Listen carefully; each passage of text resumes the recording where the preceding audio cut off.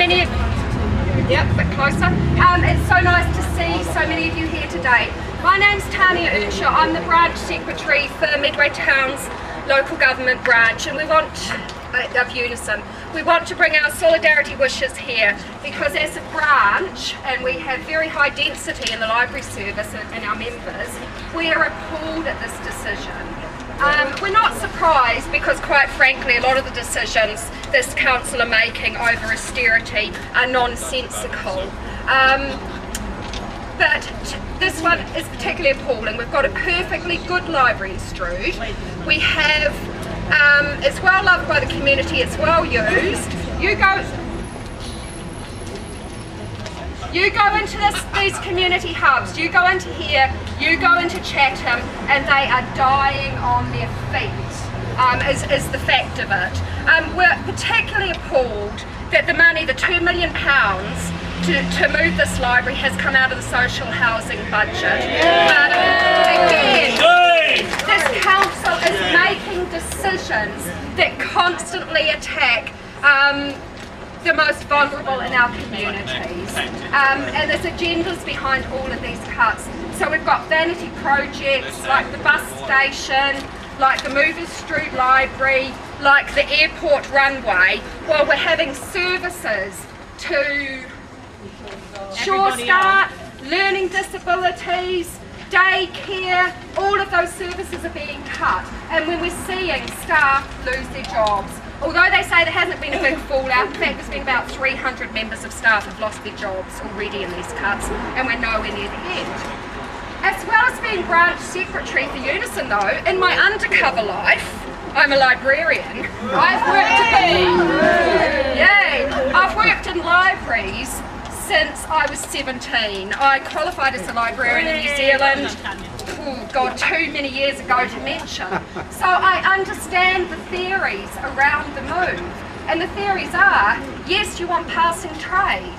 Yes, co-locations, you know, you share the services, you share the information.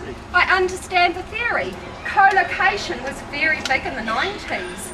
Most other countries have moved out of it now, and Midway Council are moving into it. But the thing about passing trade, yeah, when they originally set up Strood Library, it perhaps wasn't the most sensible place to put it, but it's there. It's a really good, purpose-built, accessible library with parking that the community loves.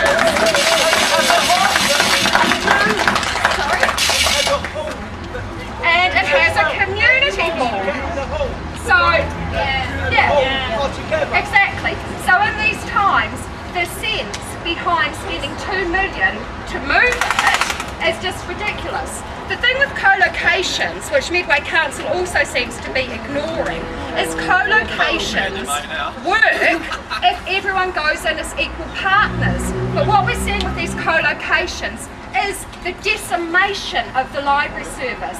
They're losing staff, they're losing book budget, they're losing floor space, they're losing the capacity to have groups come in, they're losing access in terms of parking. If it is not a co-location based on equality of the services, then it's actually a backdoor way of closing down the library services. Yeah. And actually,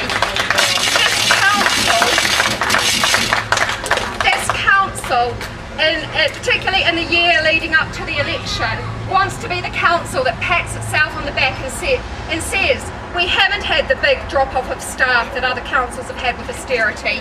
Yeah, right. No, you haven't. You've had about 300. You've had people lose terms and conditions. You've had people take pay cuts. And you've had people just going into meltdown. My members are going into meltdown, trying to actually manage the services as everything is being squeezed. They also don't want to be the council going into the next election that sees libraries closing. So they're doing these community hubs. They're not popular with the public, they're not popular with staff, but the reality is what we're seeing is a massive drop in footfall into them, despite what they say, and we're seeing issues go down through the floor.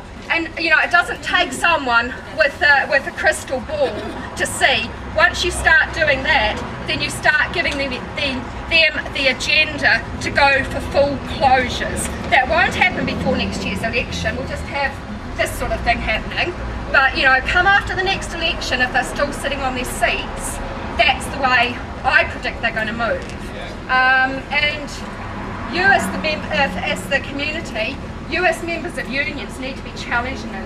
You need to go out, you need to see your elected members, and you need to hold them to account, because this council for so long has done sham consultations and hasn't engaged with the public, and when there has been public outcry, it's totally ignored what the public want.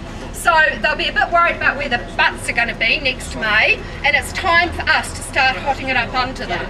You need to get out to see your councillor, and you need to start talking to your neighbours, talking to your work colleagues, talking to people at Bounce and Rhyme groups, and say, go and see your councillor, say this isn't good enough, this isn't how we want what's left of our money in this area spent.